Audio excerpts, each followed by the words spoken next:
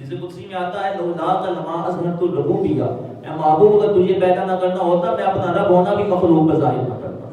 رب نے اپنا رب ہونا اس لیے ظاہر کیا کہ حضور کا میلاد مقصود تھا۔ جب حضور علیہ السلام کی پیدائش ہوتی ہے، حضور علیہ السلام کی پیدائش ہوئی ہے، سیدہ آمنہ رضی اللہ تعالیٰ عنہ فرماتی ہیں جیسے ہی حضور کی پیدائش ہوئی، حضور علیہ السلام کی پیدائش کے بعد حضور نے سب سے پہلے اللہ رب العزت کی بارگاہ کے اندر سجدہ کیا۔ حضور نے اپنی بارگاہ کے اندر سجدہ کیا، فرماتی ہیں میں نے دیکھا میرا بیٹا محمد جو ہے سب سے پہلے سجدے میں جھکے۔ آپ فرماتی ہیں اس کے بعد وہ اٹھے اور انہوں نے اپنی شہادت کی انگلی ایسے آسمان کی طرف کی، اور حضور علیہ السلام نے شہادت کی انگلی آسمان کی طرف کر کے اس وقت فرمایا اللہم ربی حب لی امتی، اے اللہ میری امت کو میرے حوالے کر دے۔ جس نبی کے پیدائش ہو رہی ہے وہ نبی جو ہے وہ اپنی پیدائش کے فوراً بعد جو ہے وہ اللہ کی بارگاہ کے اندر سجدہ کر رہے ہیں اور آسمان کی طرف انگلی کر کے شہادت کی، رب سے اپنی امت مانگ رہے ہیں۔ اور حضور علیہ السلام نے تو ساری زندگی رب سے اپنی امت اپنے لیے مانگ لی، کن کو میرے حوالے کر دے۔ یہ حضور اپنے حوالے کیوں مانگ رہے تھے؟ میرے حوالے کرتے، اگر رب کے حوالے ہوتی تو اس میں کیا مسئلہ تھا کہ رب کے حوالے رہتی امت؟ رب کے حوالے، رب تعالیٰ جو ہے بڑا غفور و رحیم ہے، اس کی رحمت کی کوئی انتہا نہیں ہے، وہ جو ہے اپنے بندوں پر جو ہے وہ بے حساب کرم فرمانے والا ہے۔ یہ حضور جو ہے یہ کیوں مانگ رہے ہیں میرے مولا میری امت میرے حوالے کر دے، رب کے حوالے کیوں نہیں رہنے دی؟ یہ حضور علیہ السلام نے اپنی امت اپنے حوالے اس لیے مانگی ہے کہ جب کسی شخص کا معاملہ اس کے اپنے سپرد ہو جاتا ہے تو اس کے دل کو چین آ جاتا ہے، اس کے دل کو چین آ جاتا ہے کہ بندہ جیسا بھی ہے، جیسا بھی گنہگار ہے، بدکار ہے، سیاکار ہے، جب اس کا معاملہ میرے حوالے آ گیا ہے تو میں تو اس کا نبی ہوں، مجھے تو اس کے ساتھ بڑی محبت ہے، میرا تو اس کے ساتھ تعلق ہی بڑا اعلیٰ ہے، میں نہیں چاہوں گا کہ یہ ایک لمحے کے لیے بھی جو ہے جہنم میں جائے۔ حضور علیہ السلام اپنے قلب کی تسکین کے لیے اپنی امت رب سے مانگ رہے ہیں، یہ نہیں پتا کہ رب تعالیٰ جو ہے کس کے ساتھ، وہ غفار بھی ہے لیکن وہ قہار بھی ہے۔ حضور میں جو ہے وہ جمال تاری ہے لیکن اس ذات کے اوپر جمال بھی تاری ہے، اس ذات کے اوپر قہاریت بھی تاری ہے، اس کے قہر کا بھی جو ہے وہ کوئی مقابلہ نہیں کر سکتا۔ جس طرح اس کا جمال جو ہے وہ سب پہ حاوی ہے، اس طرح اس کا جلال بھی سب پہ حاوی ہے۔ اس لیے حضور اپنی امت جو ہے اپنے رب سے مانگ رہی ہے، میرے مولا ان کو میرے حوالے کر دے، میں جانوں میرا کام جان۔ حضور نے اپنی امت جو ہے وہ اپنے رب سے مانگ لی ہے۔ جس نبی نے جو ہے اپنی امت رب سے مانگ لی ہے، اس امتی کو جو ہے ابھی تک یہ مسئلہ سمجھ میں نہیں آیا کہ حضور علیہ السلام کا میلاد منانا یہ جائز نہیں ہے، اس کو یہ سمجھ نہیں آیا کہ حضور علیہ السلام کے نام کے جو ہے وہ نعرے لگانا گلیوں کے اندر، یہ حضور کا تذکرہ کرنا جو ہے وہ جائز نہیں ہے، ناجائز۔ اعلیٰ حضرت فرماتے ہیں کہ نظر ایک چمن سے دوچار ہے، نہ چمن چمن پہ نثار ہے، عجب اس کے گل کی بہار ہے کہ بہار بلبل زار ہے، نہ دل بشر ہی بیدار ہے کہ ملک بھی اس کا شکار ہے۔ یہ میلاد جو ہے اس سے تم منانے والے نہیں ہو، یہ میلاد تو فرشتوں کی تو سنت ہے، رب کی سنت بھی ہے کہ جب حضور علیہ السلام کی پیدائش سے پہلے جو ہے وہ سب سے پہلے حضرت آدم علیہ السلام کا میلاد قرآن میں رب تعالیٰ نے بیان کیا، فرشتوں سے مشورہ فرمایا کہ میں آدم کا میلاد کرنے لگا ہوں، آدم کو پیدا کرنے لگا ہوں۔ اللہ تعالیٰ نے اپنے پہلے نبی کا میلاد جو ہے وہ کیا، اس کے بعد جو ہے یہ رب تعالیٰ کی سنت چلی آ رہی، اس نے اپنے قرآن کے اندر اپنے نبیوں کا میلاد بیان کیا، اور اس دن کے اندر جس نبی دن کے اندر جو ہے نبی کی پیدائش ہو رہی ہے اس دن کے اندر جو ہے وہ سلامتی فرمائی، سلام علیہ یوم اموت و یوم ابعث یوم ابعث احیا، کہ اس دن کے اوپر سلامتی ہو کہ جس دن میرا وصال ہو۔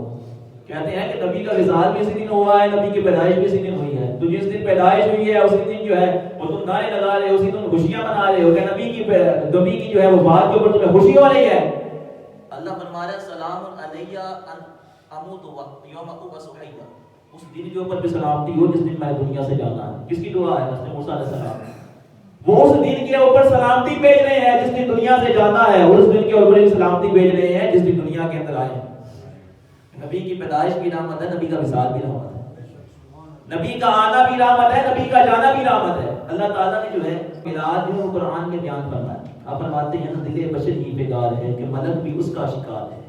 فرشتے بھی جو ہے وہ حضور کا میلاد مناتے ہیں، فرشتوں نے بھی جو ہے وہ جھنڈے گانے ہیں، وہ تو ایسے ترس رہے ہیں کہ ایک مرتبہ آتا ہے پھر قیامت تک اس کو مہلت نہیں ملتی، یہ ایک مرتبہ حضور کے روزے پہ آ جاتا ہے، یہ امتی کا نصیب ہے، یہ اس کا نصیبہ ہے، وہ بار بار جا رہا ہے۔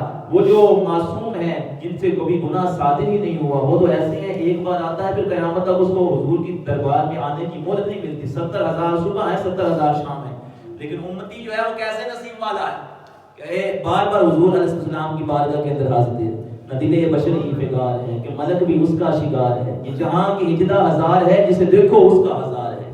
وہ ہے بینی بینی وہاں مہک کے بسا ہے عرش سے فرش تک. وہ ہے پیاری پیاری وہاں چمک کے وہاں کی شب بھی نہار ہے.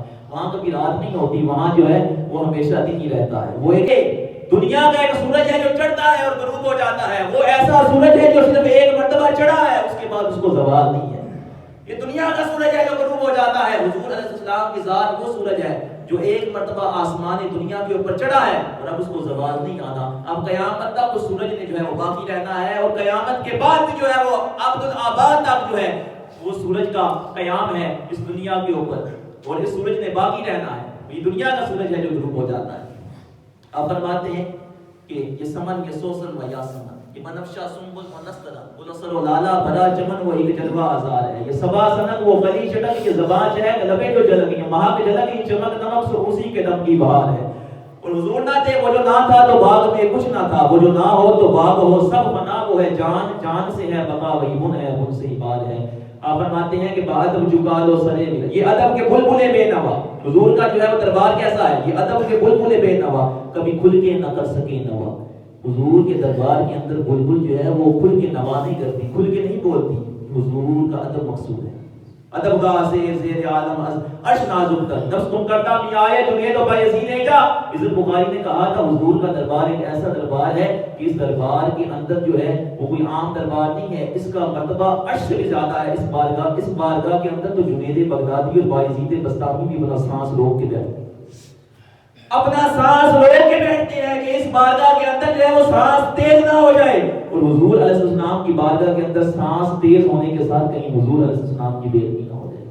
آپ فرماتے ہیں کہ یہ ادب کے بلبلے بے نوا کبھی کھل کے نہ کر سکے نوا. نہ صبا کو تیز روش روا. ہوائیں جو ہیں وہ تیزی کے ساتھ نہیں چلتی، ایسی نہیں. یہ ادب کے بلبلے بے نوا کبھی کھل کے نہ کر سکے نوا. نہ صبا کو تیز روش روا نہ چھلکتی نہروں کی دھار ہے. نہریں جو ہیں وہ دھار کے ساتھ نہیں چلتی. بادب جھکا لو سرے ولا کہ میں نام لوں گلو باغ کا. گلے تر محمد مصطفیٰ چمن ان کا پاک دیار ہے.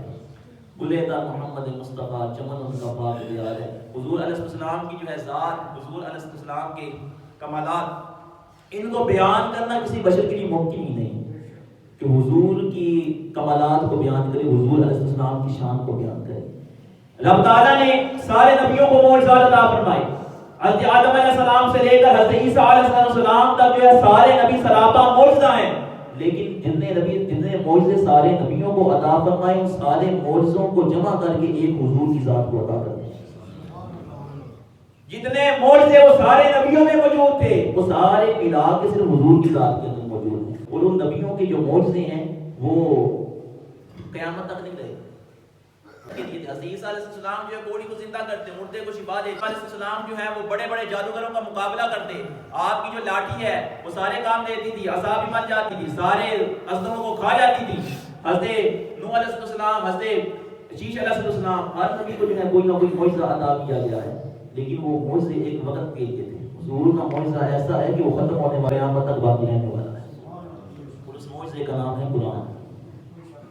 اس معجزے کا نام ہے قرآن. حضور علیہ السلام کا یہ معجزہ، اس کی ہر آیت معجزہ، ہر لفظ معجزہ. یہ ایسا معجزہ کہ اس معجزے کا جو ہے کوئی کسی ایک حرف کا بھی کوئی مقابلہ نہیں کر سکتا، کسی ایک آیت کا بھی کوئی مقابلہ نہیں کر سکتا. اور یہ معجزہ جو ہے وہ کسی خاص طبقے کے لیے نہیں ہے، کسی خاص قوم کے لیے نہیں ہے. یہ صرف مسلمانوں کے لیے ہے یا صرف عیسائیوں کے لیے ہے، یہودیوں کے لیے. پوری دنیا کو قرآن نے چیلنج کر دیا. فاتو بسورۃ من مثلہ، جاؤ کوشش کر لو، بلا لو. قل ان اجتمعت الانس والجن، صرف عالم انسان نہیں، عالم جنات بھی جمع ہو گئے، وہ بھی میری مخلوق ہے، وہ بھی جمع ہو جو سارے. ان کو بھی وہ بھی اپنی طاقتیں لگا لے، انسان بھی اپنی طاقتیں لگا لے. قل ان اجتمعت الانس والجن علی ان یاتوا بمثل هذا القرآن لا یاتون بمثلہ. اور اس قرآن کی ایک سورت جیسی ایک سورت لے آؤ، لا یاتون بمثلہ ولو کان بعضهم لبعض ظہیرا. قیامت تک کے لیے کوشش کرتے رہو، کسی ایک سورت کے مقابلے میں سورت نہیں لا سکو. عز و جل نے جو ہے ایسا عظیم الشان جو ہے وہ معجزہ عطا کر دیا جو قیامت تک کے لیے باقی رہنے والا ہے، جو کبھی ختم نہیں ہونے والا.